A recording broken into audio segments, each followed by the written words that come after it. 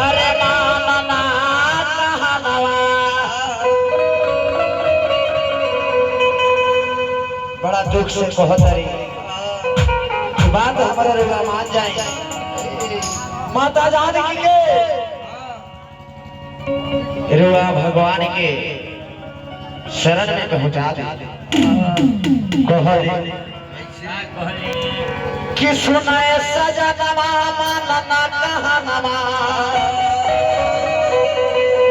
अरे सिया के लौटावल करो